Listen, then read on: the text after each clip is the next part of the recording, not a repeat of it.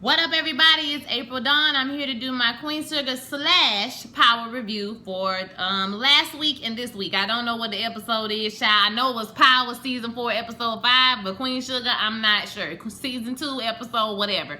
So this is going to be a real review because I'm going to try to keep this video kind of short. I know I'm late as hell, so I'm not going to give you no excuses. I'm just going to go ahead and do the video. So this week, Queen Sugar was basically about Ralph Angel telling the secret and the mill opening. So there's a reporter that comes to the mill, that comes to interview Charlie. Charlie wants to keep the story about one thing about her honoring her father with the mill.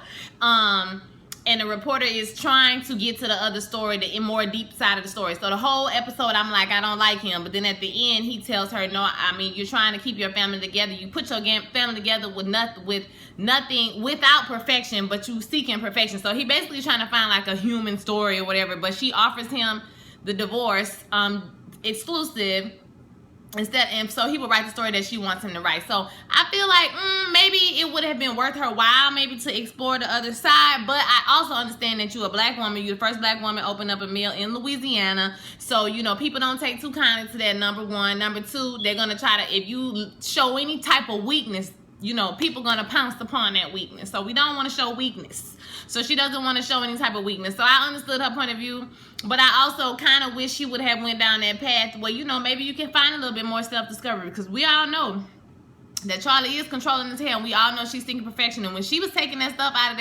the choke, when the thing choked or whatever, and she was pulling the leaves out of there, I was like, girl, you are really flipping out, okay? Like, you need to really chill. Like, I feel like she needs some D in her life. She needs some D in her life. What you need? D in your life. I want to get D in your life. That's what she need. That's what she need, okay? So, Micah, he was good this episode. Who else? Ralph Angel, baby. Ralph Angel have an attitude that, like, he act like a bitch sometimes. I'm just gonna go ahead and say it. I can't take it. It get on my nerves. It's like, you think you cool with him. One minute you think him and Charlie real cool. The next minute he going off saying something slick at the mouth. See, I don't do passive aggressive. See, me and Ralph Angel, we wouldn't get along. We wouldn't make it.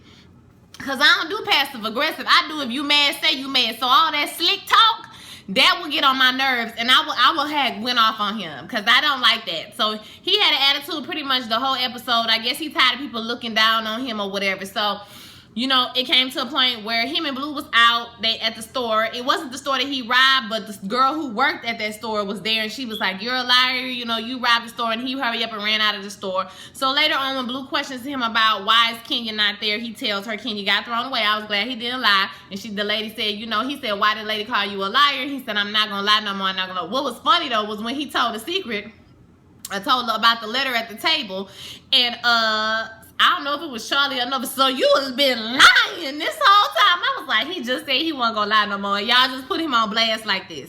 So yeah. So Ralph Angel's acting like a bitch. I feel like Darla's gonna leave him because she gonna pick Charlie, because I think she sees herself in Charlie. In every episode, we can see how much they don't know each other, how much they do not know each other, y'all. They don't. I mean, Darla seemed like she might have came from a loving 2-parent home and had a family, and she just went down the wrong path. But Ralph Angel don't even really know her like that, because he probably met her when she was broken, or she was on her way to being broken. Pretty much, okay? So I feel like Darla is gonna leave him eventually, because she's going to become more independent, and I can see that's coming to fruition. As far as him telling about the secret, the family, the letter, I feel like, why did your daddy not bring this letter down or give this letter to the lawyer? Why didn't he get it notarized? Why is it in a locked box at the top of the closet? Is that because he really wanted that for the form, or is it because he didn't? Or maybe he wrote it and realized, hey, I don't know, you know what I'm saying? This might not be the best move, because, okay, people were saying, I don't know why Charlie is mad or whatever the case may be. This is my issue. Charlie money is financing this whole situation. They haven't made any money yet, okay? So basically, she is so in the red. I mean, she still has money, but the point is, they're using her money to finance this whole operation. Baby, you're gonna have to wait, okay? I'm making video. Baby, you're gonna have to wait. I'm making a video. Thank you. It's okay. That's my little nephew. So her money is being used to finance this whole operation, right? This whole thing. Nobody has told her that he owned the thing. Now, he should have told her as soon as he found out, because the fact of the matter is, daughter, while you jumping stupid, you taking this lady money, you getting a salary from her, okay? Ralph Angel is also getting a salary and insurance so he can abide by his rules for parole or probation or whatever it is he's on. So my thing is, y'all can't play with people's money like that. So you, like I said before, he should have just held it until everybody was successful. The mill was got off his feet, you know. Y'all had y'all first harvest and everything was rolling smooth, and they probably would have just gave it to you, okay? Because it ain't like they want to do it in the first place. And you know Charlie is all in with the mill. So to me, I don't understand why. Okay, so but this has the potential to break up the whole family. And one thing I want to say about that scene at the end is that Nova, baby, let me tell you, Nova gave it to us. I can't remember the lady's real name, the actress's name, but baby, she gave it to us. Okay, all she needed to say was, bitch, neither was you. All she needed to do was put a bitch in front of it, and she could have really passed for a true Louisianian, okay? Because you know when you get cussed out, when we put a bitch in front of it or a hoe behind it, okay?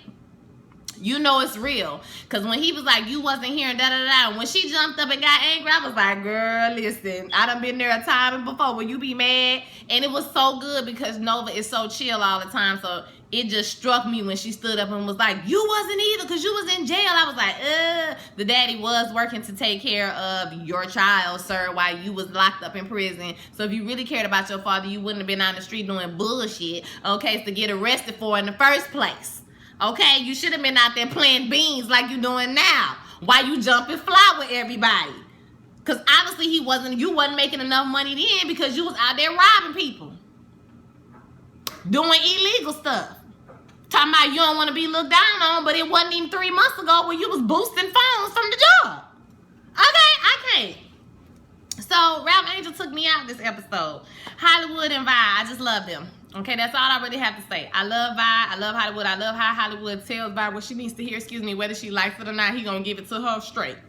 I appreciate that. That's good. So all that said, it was a good episode. I really enjoyed it. It's going to be interesting from this point on. I have no predictions because I don't have no idea what's going to happen in the future of this story. So hopefully it's going to get really good from here. So next show is Power. Power, this is season 4, episode 5. So on this episode, Ghost got out of jail. Spoiler alert, so I probably should have said that first time. Ghost got out of jail. Hey, he got out of jail. So I'm not going to go through scene by scene. I'm just going to give you my thoughts on the whole episode. Tyreek is stupid as hell, and now he's kidnapped. Okay, for real. So I wonder, like, if he's kidnapped in like a, you know, I wonder if he kidnapped in like a, what am I trying to say? Is he kidnapped and he's still having fun like he was the last time? Like he didn't even know he was kidnapped? You know what I'm saying? Or is he like kidnapped this time? You know what I'm saying? Like in a room with the door closed, tied to a chair or something. So I guess we'll find that out next week. Like I can say that I have a real joy for Kanan's total disregard for anybody's feelings, any consequences, any danger. Like, as much as I like can't stand his character, like I love the fact that he don't care what nobody say. Okay, because Dre was sitting up there like he was the Don Dada, okay, smoking a cigarette, telling me I want to help you. I'm like, nigga, you act like you Don Corleone because you got this little dusty club. You tried it, Dre. Okay, so he talking to him like he the head honcho and I need you to work for me or whatever. And like the way he texted Tyreek, like, yeah, I'm coming, I'm gonna be on the way. Like, I don't care what you talking about, nigga. I don't care. You, him, everybody. Okay, her, everybody. Her over there. And what you looking at? You too. Everybody. Like, he don't care about nobody. And it's just so fun to watch. The fact that he don't care about nobody. I almost don't want him to go. But, yeah, it was good. So, the jukebox whole thing, I mean, and it, like at the end, like he said, what you need me to do, and that was it. I still don't like Angela. I never will like Angela. I don't like the fact that, you know, I mean, her sister Pies, you know, I understand why she don't like Ghost, because Ghost is a liar and a cheater or whatever, but I don't like how, like I said, Angela just swoops in to save the day. It would have been better or more interesting to me if somebody else would have found out, maybe like if Sax would have found out or whatever. And where does this leave Mike Sandoval? Because we didn't get, you know, he is the murderer. Is he going to get caught this season? well, he died this season. I feel like, you know, he gonna get caught eventually or whatever. So as far as Keisha and Tommy goes, I feel like Keisha and Tommy are definitely not gonna work out. We can tell that Keisha is into Tommy. Tommy is not into Keisha, and it's not because she's not a nice girl. It's just because he don't. I mean, you know, he killed his last girlfriend. She was pregnant, so he's still going through some things. Okay, so he's just not really ready to give his heart. And I mean, the way Tommy be killing people, like, do you really want him to be in love with you? Because he will choke you and kill you. Like, he kill bitches. Like, that's what he do. He kill people. Like, so. And what Tasha said about her, you know, you don't know what's going to happen if you mess over Keisha, because Keisha is a bird. She could go turn you in just because you broke up with her. Not thinking about her shop, her child. Tasha, so I really think that Tasha is going to be the one to confront Keisha at the end of this season. I think they're going to fall out behind it. I'm not going to say Tasha going to have to kill her, but I think Tasha going to have to get with her and let her know, bitch, I will kill you, okay, if I need to, okay, because I'm not going to protect, you know what I'm saying, like, I'm going to protect mines or whatever. So if you snitch, you subject to get murked. You feel what I'm trying to say? Okay, so yeah, Keisha is a total bird. I feel sorry for her though, because you know she likes Tommy and he do not like her back. Okay, so let me think. Who else did we see on this episode? Terry Silver and what's her name? Terry Silver and Tasha. You saw that little flirt? That was a little flirt. I said, wait, baby. He said you can do anything you put your mind to. And then at the end of the show, when he said, you know, call me for anything. You need something. You know, you need some advice. You need a shoulder to lean on. You need some dick. You know what I'm saying? Just call me, girl. Anything you need. Cause baby, I wanna do all of the things your man won't do. I'll do them for you. You got to be grown to know that song. Okay, so Terry say he won't come in and have a piece of chocolate. That's what he want. He wants some chocolate. We can see that, okay? And you know, hey, Tasha, you know, do you, boo. But I don't know if you need to be doing it with the lawyer because he gonna know your business then. But you know, hey, maybe he'll keep it on the low because at the beginning when he told Ghost when he was I'm the nigga standing between you and the needle, I busted out laughing on the inside because I was like, he ain't lying. Okay, you gonna have to get over it. At the first beginning of the episode, Ghost was pissed, obviously, because Proctor was put off the case, and now he has to deal with Terry Silver being on the case, and he don't trust Terry Silver. So, you know, during this show, they was gonna pull up the financial records, basically, and they found a check from Tommy to Ghost for 7 figures, and Ghost, you know, they're gonna try to explain this away as he's paying Tommy for Greg's murder, or Tommy was paying him for Greg's murder. And so he says this is not true, of course. And then, you know, he goes into why it's not true, because he got the check from Tommy so that he could pay back the security firm or something like that. And that's the one with Milan. I think that's what he's talking about. And so they put him on. They was gonna put Tasha on the stand, but Tasha, she didn't have to go. He ended up getting on the stand. And Mike Sandoval, he kind of had him on the ropes, so it didn't really go that well for him. Now, the part that's interesting and is going to play out for future seasons is when he went back to jail. He was frustrated, and Charlie Murphy character came in, started harassing him, and, you know, basically, you see him making all that noise outside because he's being, like, that's what he do. He get obnoxious. When you tell him he can't do something, he start making all kind of noise and banging on stuff or whatnot. So, pause for the cause. Wesley, can you please stop making all that noise? Sorry. Thank you. Okay, thank you. I'll be done in 1 minute. Now he gotta use the bathroom. So anyway, he what I was saying, y'all. So he ended up getting on the stand. Mike had him on the ropes. He went back to jail. Charlie Murphy started messing with him. Now earlier, him and Terezi got together and they plotted to kill Ghost. At first I thought maybe he set him up because, you know, Charlie Murphy was real weak looking and old. I'm like, Ghost is gonna kill you. He gonna beat you down to the floor, child. But no, they had set it up for them to kill Ghost. So he came in there messing with Ghost. Ghost started beating him up. I mean, y'all, my goodness, he beat the tar out of this man, then took a weight and bust him in the head, and his head bust like a balloon, y'all. Oh my god. Oh my god. Oh, it was so bad.